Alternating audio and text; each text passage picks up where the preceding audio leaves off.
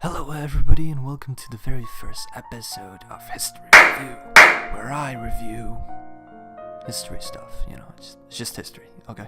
Historical events, historical people, and more. Today we'll be reviewing Admiral, which is a national Korean hero of great power. So alright, here's a scenario. So imagine you playing a chess game, but you only have your king and let's say a rook. Your opponent has literally every other piece, has their whole army, and you only have that king and rook. Could you still win? Well, apparently Admiral Yi did, countless of many times. So, who is this Admiral Yi? This motherfucker? So Admiral Yi's SUN-SHIN is a Korean hero for his brave and effective military commands against the Japanese invasion of Korea in 1590s. So let's dive into his early life, see what this guy's made of. His early life actually is quite valuable for his later years of his life. So Yi SUN-SHIN was born in a lower class noble family. He was still a noble, so it's not quite the rags to riches sort completely, but here and there, it's not that bad. He wouldn't have those opportunities without it, so. But still, I'm gonna take off 5 points, because not entirely the poorest. So he wasn't a peasant, So, as you can probably tell from his name, Admiral Yi, he was Admiral, so he was a Navy commander. But even as a child, he had this in his kind of blood.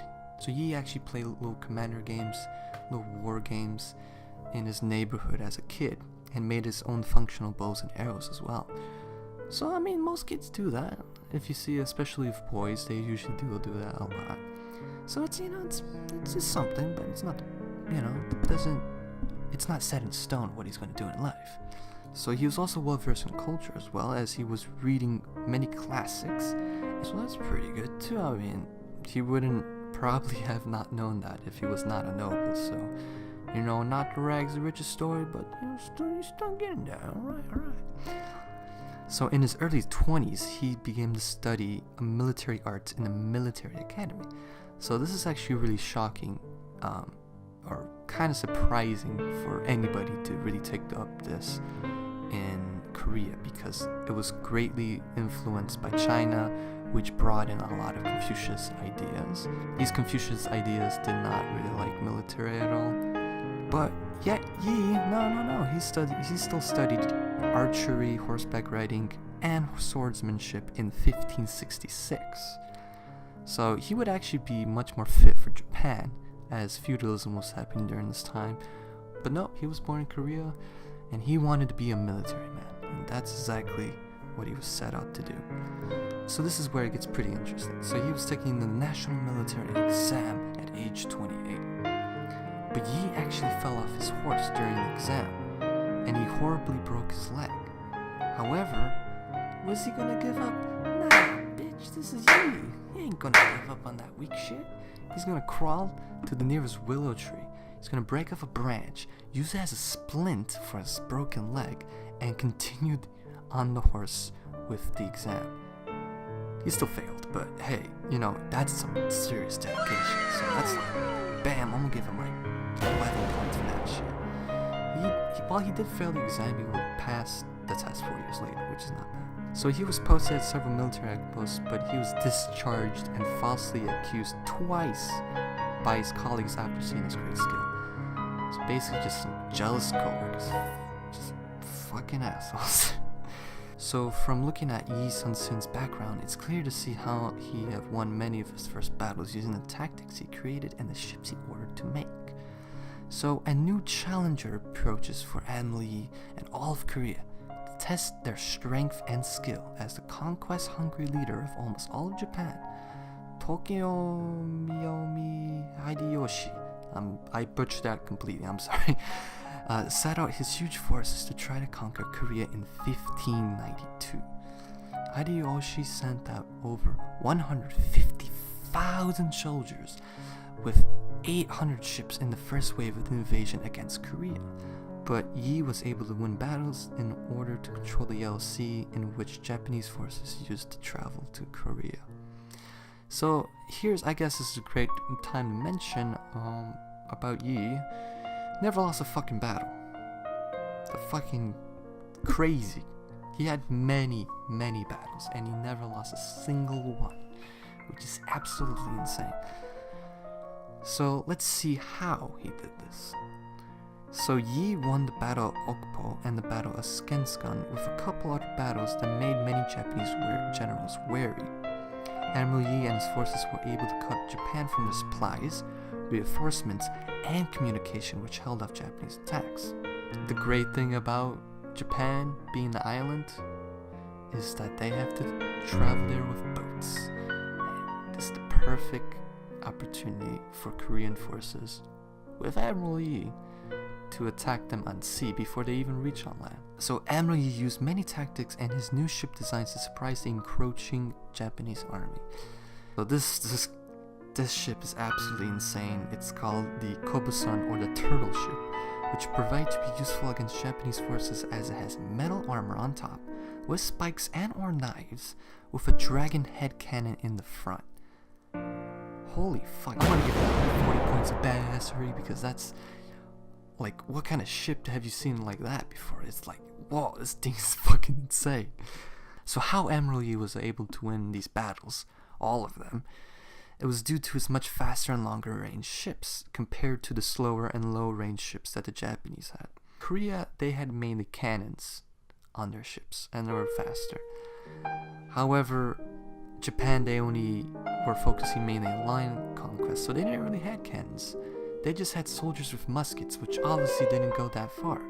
So they basically had a far superior navy, even though they were greatly outnumbered. There was also new tactics that Admiral Yi was using, like having all of his ships fire on one Japanese ship at a time. Then they would retreat after taking out one ship in order to get a better position, and that would fool the Japanese as they would follow the Korean ships, and they would just repeat the process, which is not that complex, but it was proved to be very effective. So Admiral Yi's victories have continued all the way to his death, winning many important battles to drive away the Japanese invasions once and for all. So Admiral Yi was part of and won the very important Battle of Mojang. Oof.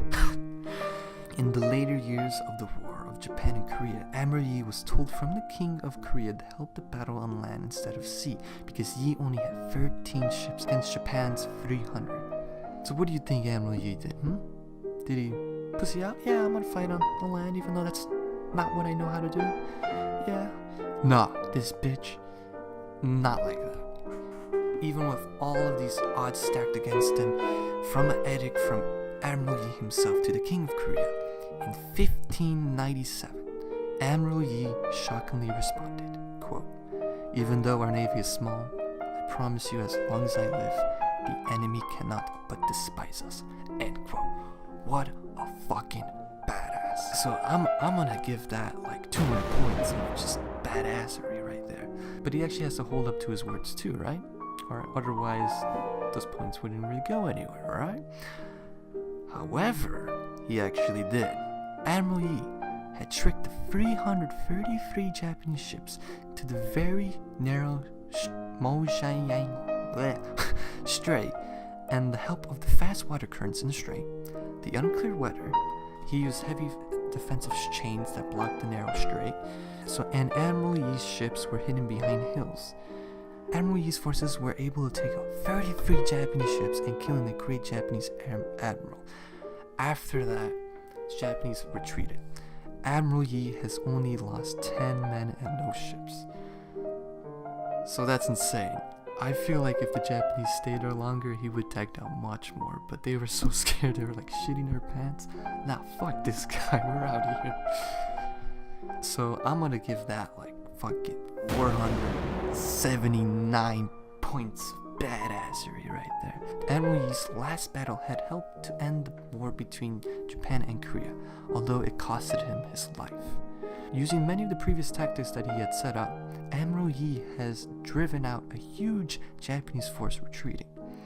However, Admiral Yi was hit by a fatal stray bullet. Bless your soul, Admiral Yi. But he stated himself, quote, "The war is at its height. wear my armor, and beat my wardrobes. Do not announce my death." End quote. And they won the battle, with Japan not attacking Korea again until World War II. What a fucking badass. I'm gonna give that 972 points, because that is insane. Like, to scare the Japanese shitless so much to never invade their country until like fucking how many years? Hundreds of years? Jesus! What a badass. So, in conclusion, I told you the story of the great historical figure and Korean hero Admiral SUN-SHIN, as well as explaining many of his great achievements in his life, from his early years to his first battles to his new military tactics, and finally to his most important battles that helped him put an end to the war between Japan and Korea. It is amazing that Admiral Yi is still admired today as a great Korean hero. What a badass. So I'm gonna rate this guy out of 10. Just badass. That's it. He's just a straight up badass.